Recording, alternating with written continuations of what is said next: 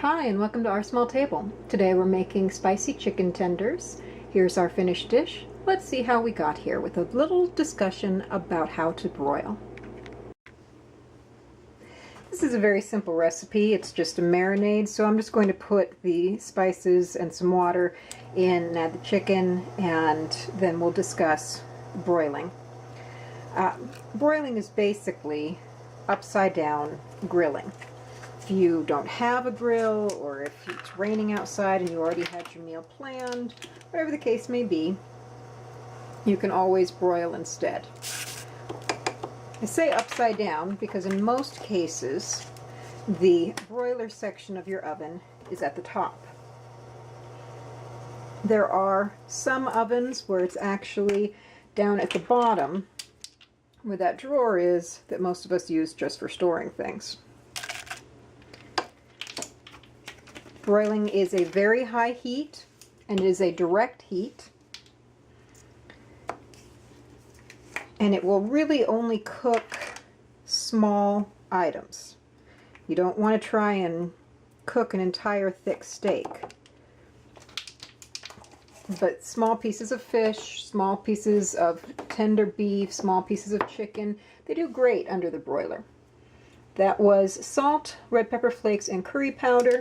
Now we're doing an 1/8 teaspoon each of turmeric, ginger, and cinnamon. Get these in here. This is just going into a simple zip top bag, which has been folded open around a plastic drinking cup to hold it open so I don't need both hands.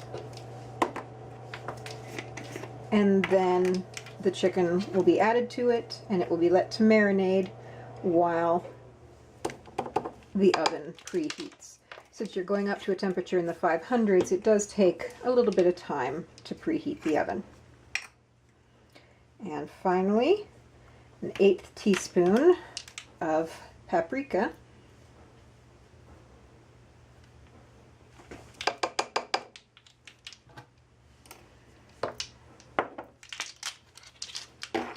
And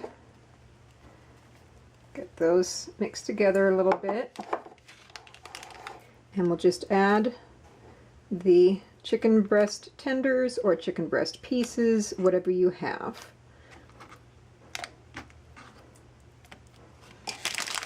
Pull the bag up, seal, let that marinade well over the chicken.